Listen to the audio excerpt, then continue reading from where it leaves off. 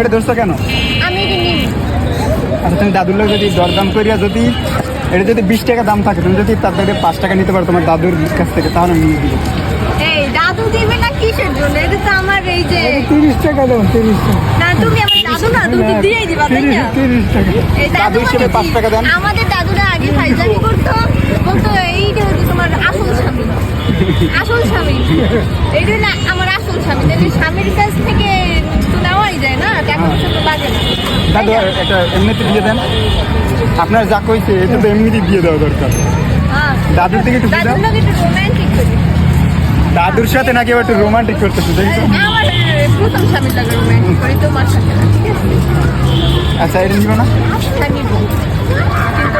দাদু যদি কমাই রাখে তাহলে কিন্তু স্বামী এখন কেমন করে তো ওই দিনে বাসায় করে বলতে নতুন করতে আসছে স্বামী। যাই হোক গাইস, আর এটা নিয়ে দেওয়া যাবে না।